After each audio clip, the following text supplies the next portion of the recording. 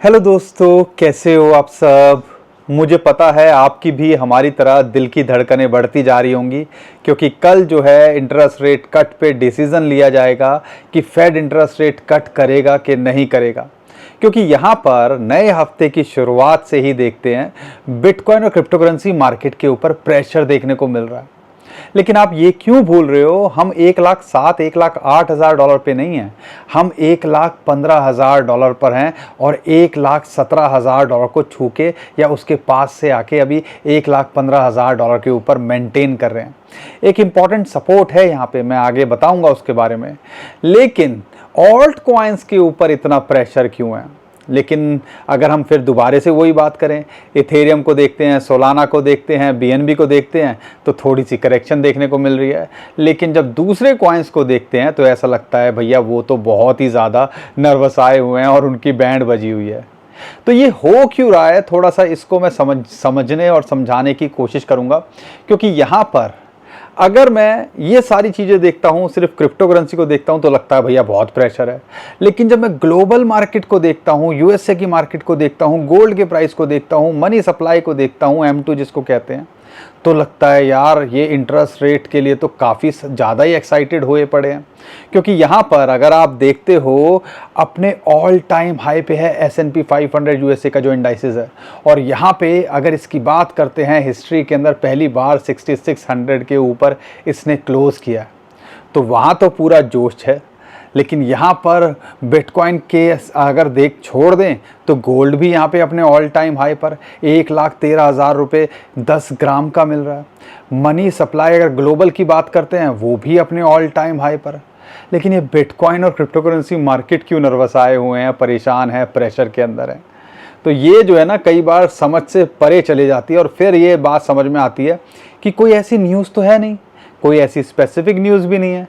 तो यहाँ पर पहली नज़र में ये मैनिपुलेशन से ज़्यादा कुछ नहीं लगता है। और हमने अक्सर देखा है कि बड़े लोग यहाँ पर कोशिश करते हैं मैनिपुलेट करने की, मार्केट के अंदर डिप में बाय करने की, और फिर यहाँ पर मार्केट को ऊपर ले जाने की।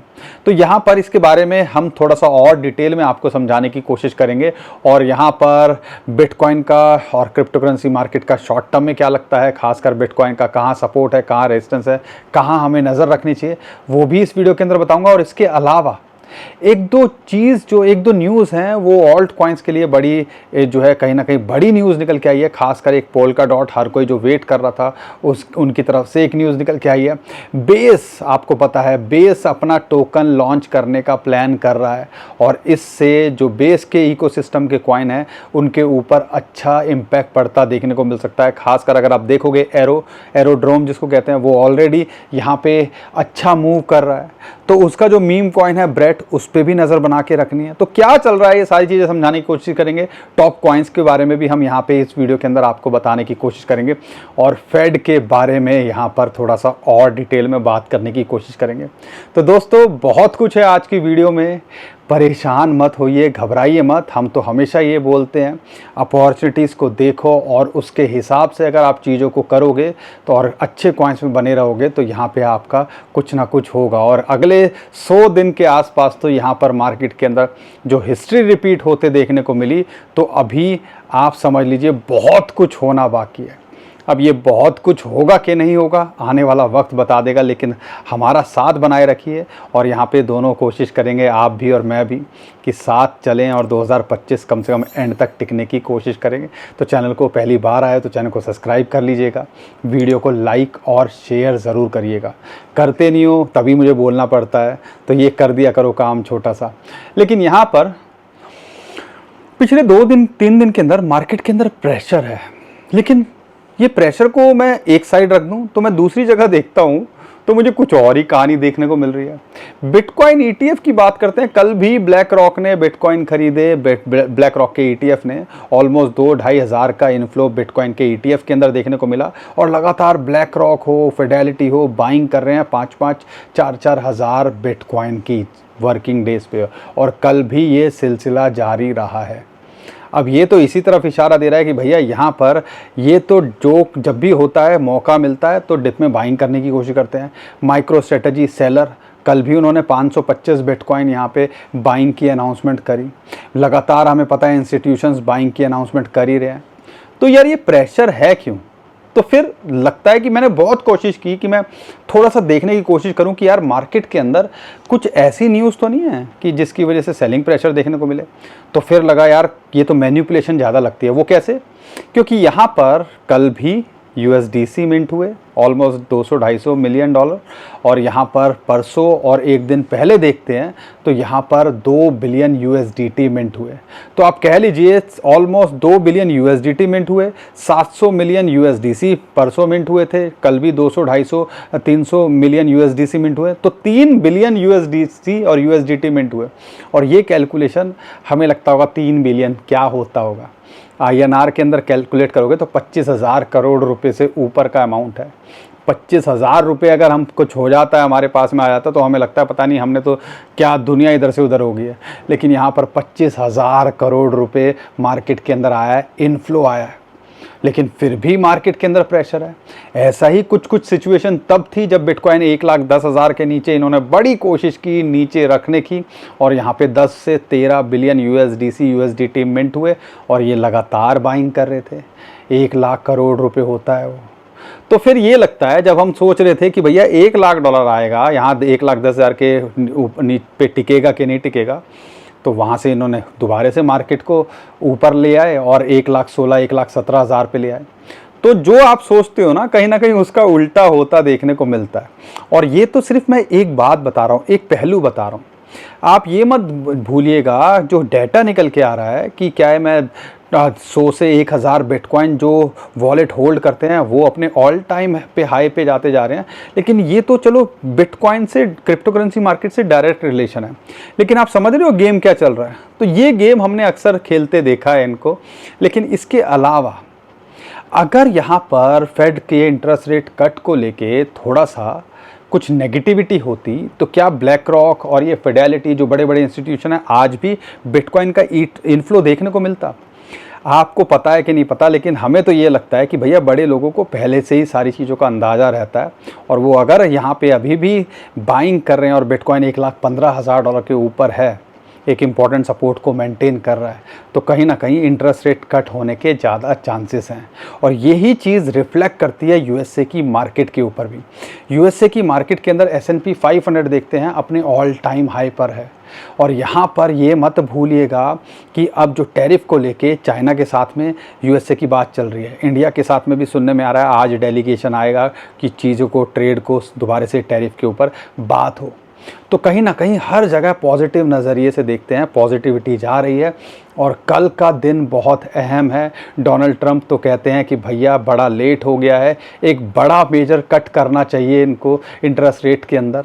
लेकिन कई जो एक्सपर्ट हैं, इंस्टीट्यूशंस हैं, एनालिस्ट हैं, वो ये कहते हैं, खासकर JP मॉर्गन की बात करते हैं कि 25 बेसिस पॉइंट इस टाइम पे होता देखने को मिल सकता है, और लगातार 3 कट होते देखने को मिल सकते हैं। अगर ऐसा भी होगा तो समझ लीजिएगा कि मार्केट अगर शॉर्ट टर्म के अंदर थोड़ी वर्टाइल हो, ऊपर नीचे हो, तो परेशान नहीं होना है।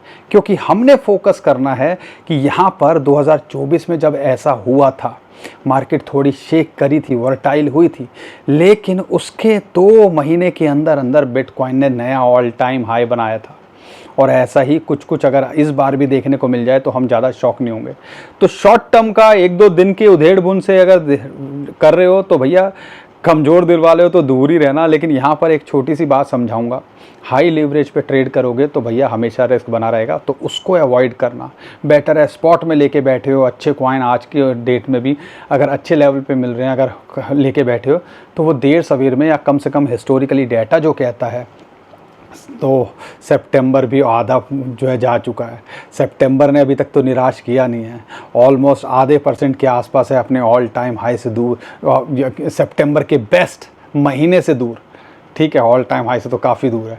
तो यहाँ पे अक्टूबर के अंदर 12-13 साल के अंदर 2 बार ही ऐसा हुआ है नेगेटिव रिटर्न दिया है। तो सिचुएशन तो बन रही है, फेड इंटरेस्ट रेट कट करेगा तो एक मामला बनेगा। बिटकॉइन के ETF लगातार बाइंग कर रहे हैं, इंस्टीट्यूशन की एडॉप्शन चल रही है, पेपाल ने दोबारा इंटीग्रेट कर दिया है बिटकॉइन, इथेरियम और जो उनका स्टेबल कॉइन है। तो ये सारी चीज़ें चल रही हैं। हम उसको छोड़ के ये मार्केट के ऊपर अगर $1,000-2,000 ऊपर नीचे हो जाए, दुख दुख दुख दुख दुख दुख, और ये चीज़ें यही चाहते हैं मैनिपुलेटर्स कि भैया आप ऐसा ही करो और जितनी जल्दी छोड़ के भाग सको भाग जाओ, ताकि यहाँ पर जब कोई ना हो तो ये अपना गेम बजाएं। तो ये सारी चीज़ें हमें समझनी है, और मैं तो अभी भी यही बोलता हूँ कि कम से कम 2025 में टिकने की कोशिश करनी है। और अभी तक 2025 ने, हाफिंग के अगले साल ने निराश नहीं किया।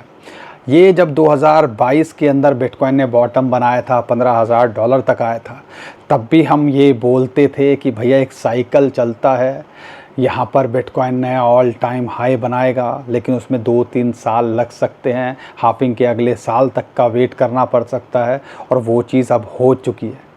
लेकिन यहाँ पर वही है, जितना ज़्यादा आप टाइम दे सको, मार्केट के अंदर थोड़ा पेशेंस, शांति से बैठ सको, उतना आपके लिए अच्छा है। तो ये तो थी बिटकॉइन को लेके या पूरी की पूरी ओवरऑल क्या चल रहा है।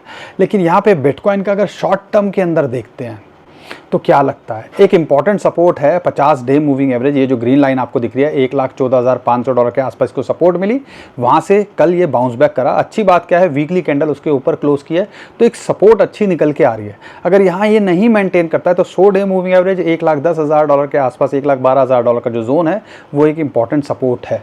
तो ये 2 लेवल हैं जब तक यहाँ पर है, नथिंग टू वरी। अगर यहाँ से बाउंस बैक करता है तो हमें लगता है कि ये दोबारे से कोशिश कर सकता है, और ख़ासकर फेड इंटरेस्ट रेट कट की न्यूज़ के बाद में हो सकता है एक पुश देखने को मिले और बिटकॉइन का प्राइस दोबारे 1,20,000, $1,15,000 या नया ऑल टाइम हाई ट्राई करे आने वाले हफ्तों के अंदर या अगले 1-2 महीनों के अंदर। और हिस्टोरिकली भी देखते हो तो नवंबर के अंदर बिटकॉइन अपना ऑल टाइम हाई बनाता है। 2000 हमने 21 में भी देखा था, 2017 में भी हमने कुछ ऐसा ही देखा था।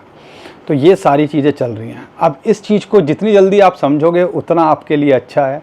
और अगर बातें समझ में आ रही हैं, अगर आप डॉट कनेक्ट कर पा रहे हो, एक बहुत प्यारा कमेंट आया आज सुबह ही कि पंकज सर आपने हमारा साथ दिया, $15,000 से हमने $1,15,000 देखा, और शायद आपकी वीडियो, और बहुत सारे ऐसे कमेंट आते हैं कि शायद आप की वजह से हम यहाँ टिके रहे, नहीं तो हम यहाँ से कब के निकल चुके होते हैं। तो दोस्तों, हमने ऐसा कुछ नहीं किया, हमने सिर्फ वही चीज़ें आपको बताने और शेयर करने की कोशिश करी जो हम करते हैं, या जो हमने गलतियां करी हैं वो आप ना करो।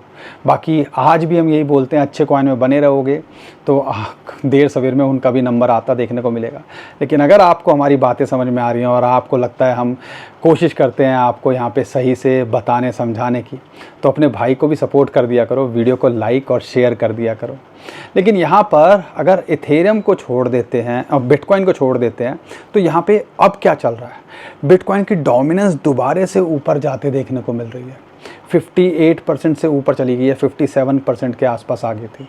तो यानी कि ऑल्ट कॉइन्स थोड़ा सा यहाँ पे अभी पीछे की साइड में है, प्रेशर फील कर रहे हैं। और ख़ासकर हमने देखा है जब भी कोई बड़ा इवेंट होता है तो ये प्रेशर फील करते हैं, बिटकॉइन भी प्रेशर फील कर रहा है, ठीक है ना। तो जैसे ही इंटरेस्ट रेट कट की बात होगी तो हमें लगता है अगर बड़ा कट हो गया तो एक बड़ा पुश लेता देखने को मिल सकता है। और कई बार ऐसा भी देखा है हमने कि यहाँ पे मार्केट अपोजिट भी करते देखने को मिल सकती है। लेकिन वो सब चीज़ें, ये मैन्युपुलेटर्स टेम्परेरी फ़ायदा उठाने की कोशिश करते हैं। तो हर चीज़ के लिए तैयार रहना, और इसलिए कहते हैं फ्यूचर ट्रेडिंग और लीवरेज ट्रेडिंग से आपको यहाँ बचना चाहिए। अब इसके अलावा आपको यहाँ क्या करना चाहिए, थोड़ा सा समझ के जाइएगा इसको। बिटकॉइन की डोमिनेंस 60% के नीचे एक महीने से है, जो कहीं ना कहीं राहत दे रही है। इथेरियम अपने ऑल टाइम हाई को छू चुका है, दोबारे ट्राई कर रहा है। बीएनबी ऑल टाइम हाई बना चुका है, सोलाना भी ऑल टाइम हाई को छूने की कोशिश कर रहा है। तो ये सारी चीज़ें अच्छी जगह, अच्छी जो है हमें कहीं ना कहीं बता रही है कि आने वाले टाइम के अंदर हम सही डायरेक्शन में जा रहे हैं। तो इसके बारे में थोड़ा सा चार्ट वाइज भी मैं थोड़ा सा बात करने की कोशिश करता हूं और आपको समझाने की कोशिश करता हूं। लेकिन ध्यान रखिएगा, पार्ट 2 ऑल सीज़न, बिटकॉइन के बाद इथेरियम, इथेरियम के बाद बड़े कॉइन्स, बड़े कॉइन के बाद जो आप चिंकू पिंकू लेके बैठे हो ना, सबका नंबर आता देखने को मिल सकता है अच्छे कॉइन्स का। तो यहाँ पर सिर्फ पेशेंस दिखाने की ज़रूरत है, और वही चीज़ इस टाइम पे करना सबसे ज़्यादा मुश्किल है। बाकी अगर मैं चार्ट वाइज बात करता हूँ इथेरियम, या कुछ और चार्ट भी मैं आपके साथ में शेयर करता हूँ। लेकिन उससे पहले एक और इम्पॉर्टेंट चीज़ बता दूँ आपको। आप कोई सिंगापुर जा रहे हो, सिंगापुर के अंदर टोकन 2049 के अंदर अगर आप जा रहे हो तो आप मुझे बताइएगा कमेंट में, और कोशिश करेंगे हम वहाँ पे अगर आपसे मुलाकात हो जाए। और अगर आपने यहाँ पर देखो, one of the biggest event है, 1 और 2 अक्टूबर को ये हो रहा है, और सिंगापुर के अंदर क्रिप्टो को लेके या ओवरऑल वर्ल्ड के अंदर क्रिप्टो को लेके एक बड़ा इवेंट इसको कहा जाता है। बड़े बड़े नाम हैं जो वहाँ पे आते हैं, 25,000 से ज़्यादा लोग वहाँ पे अटेंड कर रहे हैं। तो अगर आप करना चाहते हो तो 15% का डिस्काउंट मिल सकता है। नीचे डिस्क्रिप्शन में हमने उसका कोड दे दिया है, तो उसका भी आप फ़ायदा उठा सकते हो और उम्मीद करेंगे वहाँ पे कैचअप करने की। अगर आप आ रहे हो तो कमेंट में हमें ज़रूर बताइएगा, ठीक है। अब यहाँ पे बैक टू ऑल्ट कॉइन्स की बात करते हैं। तो यहाँ क्या लगता है, अगर हम देखते हैं, सबसे पहले मैं बात करता हूँ यहाँ पर इथेरियम को लेके। अगर इथेरियम की बात करते हैं, आजा भाई, इथेरियम की बात करते हैं। अभी एक इंपॉर्टेंट सपोर्ट है 21 डे मूविंग एवरेज की, जो कि लगभग $44 पे आती है। जब तक यहाँ है नथिंग टू वरी, और एक इंपॉर्टेंट सपोर्ट अब $4,300। तो ये दो लेवल हैं। अगर यहाँ पे आ जाए तो एक जो है एंट्री बनाई जा सकती है, लेकिन एक अच्छी एंट्री तो आपने मिस कर दी जब $2,000-2,500 के आसपास था। लेकिन जब इथेरियम ऑल टाइम हाई पे हो या कोई भी बड़ा कॉइन ऑल टाइम हाई पे हो, तो सिर्फ अब आपको यहाँ पे, अगर आपने प्रिंसिपल एग्ज़िट कर सकते हो या अगर होल्ड कर सकते हो, तो यहाँ पर जैसी उम्मीद कर रहे हैं एक bull market trigger, all season trigger होता देखने को मिल सकता है। तो ये $6,000-7,000 भी जाता देखने को मिल सकता है। तो स्ट्रेटजी अपने हिसाब से बनानी है। लेकिन अगर देख रहे हो, सपोर्ट जो है फ़िलहाल के लिए $4,300 है, और एक इम्पॉर्टेंट सपोर्ट ये निकल के आती है $3,600 पे फ़िलहाल के लिए। अगर मैं बात करता हूँ यहाँ पे सोलाना को लेके, सोलाना के अंदर भी काफ़ी अच्छी मोमेंटम आ रही है, लेकिन इसके अंदर भी अभी वो है, एंट्री का कुछ नहीं देखना है। $220 इसने ब्रेकआउट किया, फिबोनाची की रेशियो की 0.618। अब एक इंपॉर्टेंट रेजिस्टेंस है $253। अगर इसको पार करता है तो ये ऑल टाइम हाई के लिए छूता देखने को मिल सकता है। एंट्री के लिए देख रहे हो वही $195, और फिर $160 के आसपास अगर आए तो ही फोकस करना। एडी के ऊपर फोकस कर सकते हो, 50 और 21 डे मूविंग एवरेज की सपोर्ट मिल रही है। $0.8 के आसपास मिल जाए, एक बढ़िया अच्छी अपॉर्चुनिटी हो सकती है, और एक एंट्री 0.7। यहाँ पे हमें उम्मीद है कि $1.1 तो ज़्यादा देखने को मिल सकता है, ये भी पोटेंशियल सकता है ऑल टाइम हाई को छूने का। कई लोग ओंडो को लेके पूछ रहे हैं, $1.1 एक रेजिस्टेंस दोबारा फेस करिए। अगर एंट्री के लिए देख रहे हो 0.9 के आसपास, और 0.7 इसके ऊपर भी फोकस कर सकते हो। आर्बिट्रम को लेके 50 डे मूविंग एवरेज अगर आप देख रहे हो $1-1.25 या दिसंबर के हाई, तो यहाँ पे आधे डॉलर के नीचे $0.48 के आसपास एंट्री बनाई जा सकती है। लेकिन एक बढ़िया एंट्री देख रहे हो तो वो तो $0.4 के आसपास ही निकल के आती है। इथेरियम अच्छा करेगा तो आर्बिट्रम अच्छा करता देखने को मिल सकता है। हर कैटेगरी के बड़े कॉइन्स को आप यहाँ पे फोकस कर सकते हो। जैसे कि आर्बिट्रम की बात करते हैं, लेयर 2 के अंदर देखते हो तो उस पर फोकस कर सकते हो। अगर मैं बात करता हूँ यहाँ पे RW को लेके, तो ओंडो पे फोकस कर सकते हो। तो यहाँ पे यही सारी चीज़ें हैं। अब 2 कॉइन और हैं जिसके ऊपर मैं आपको स्पेशली बात करना चाहूँगा। 3 हैं, एरोड्रोम, ब्रेट और डॉट की सबसे पहले मैं बात कर लेता हूँ।